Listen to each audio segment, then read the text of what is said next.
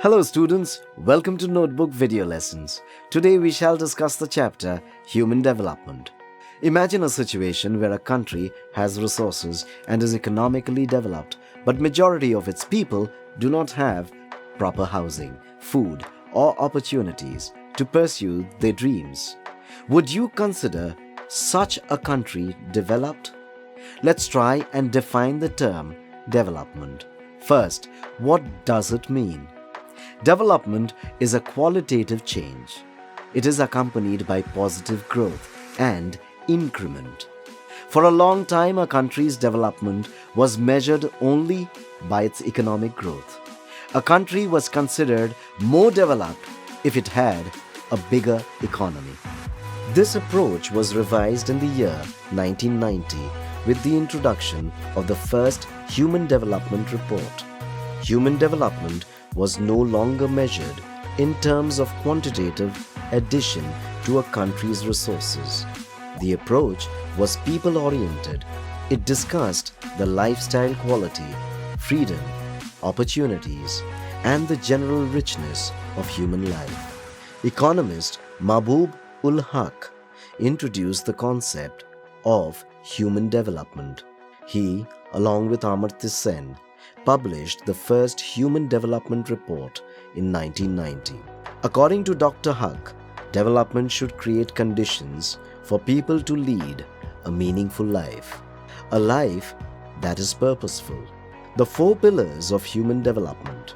The idea of human development is supported and measured in terms of equity, sustainability, productivity, and empowerment. Equity is to give equal access to the available opportunities to everybody, irrespective of their gender, race, income group, caste, creed, or any other factor. However, in reality, this is not practiced. Often in developing countries, the economically backward and the female population drop out of school after a certain level. Hence, their access to knowledge is majorly limited. Sustainability means to exist continuously without complete depletion. To have sustainable human development, all environmental, financial, and human resources must be used judiciously, keeping in mind the future generation. Productivity in terms of human labor. A country's main resource is its people to perform all kinds of work for the development of the country. Such productivity must be continuously encouraged by providing opportunities to people. Therefore, efforts should be made to increase work efficiency. Empowerment means to have the power to make our own choices. Such power comes with a sense of responsibility. Empowerment of the people is achievable only through good governance and people-oriented policies. Let us now discuss the approaches taken to measure human development. The income approach. This was the conservative method of quantifying development of a country. According to this approach, people's level of income reflected their level of freedom and happiness. It was considered that higher the level of income, higher the level of human development. The welfare approach. This approach considers a government's duty to look after its citizens' well-being. People are passive recipients of the benefits provided by the government. The government is held responsible for increasing the levels of human development by amplifying expenditure on welfare. Minimum needs approach. In this approach, 6 basic needs: health, education, food, water supply, sanitation, and housing were identified and given more emphasis. The question of human choices is not given much importance in this approach. Capabilities approach. The capability approach lays the most stress on the importance of individual choice and freedom. This approach is associated with economist Amartya Sen.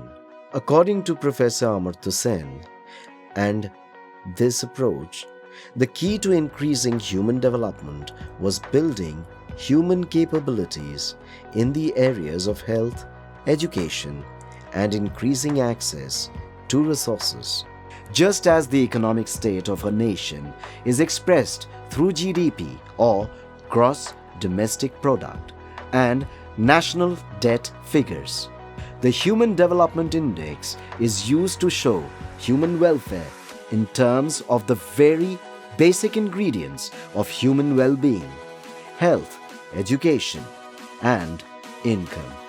According to the Human Development Index, HDI, countries are ranked in order based on their performance in areas of health, education, and access to resources. These rankings are based on a score between 0 and 1. For example, a score of 0.983 expresses a high level of human welfare, while 0.268 would mean a very low level of human development. Let's look at the general indicators used for these rankings. The indicator chosen to assess health is the life expectancy at birth. The adult literacy rate and the gross enrollment ratio represent access to knowledge. Access to resources is measured in terms of purchasing power in United States dollars. On the other hand, the Human Poverty Index is used to express the insufficiency of human development.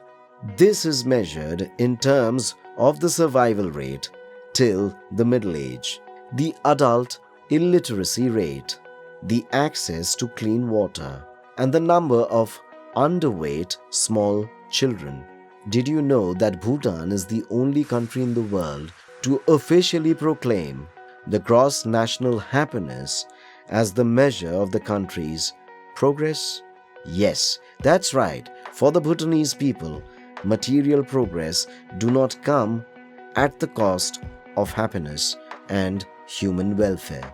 Now we shall take a quick look at the countries with high, medium, and low index. It should be noted that the size of the country or state and its per capita income are not directly related to human development. Countries with high index values. According to the 2019 Human Development Index reports, the countries of Norway, Switzerland, Ireland, Germany, and Hong Kong fare in the top 5 countries with high index values. In these countries, the government provides healthcare and education facilities. The good governance prioritizes the human welfare. Countries with medium index value. There are a total of 88 countries in this group. Most of these countries have faced political instabilities and are former colonies which have a high social diversity. Examples of such countries are Italy, Greece, Poland, and Latvia. Countries with low index value. Small developing countries going through political turmoil and social instabilities have a low index value. Examples of such countries are Ethiopia, Niger, Chad, etc. That's all for today's video lesson. We hope this helps you in your revision lesson. See you next in the recap and question and answer videos.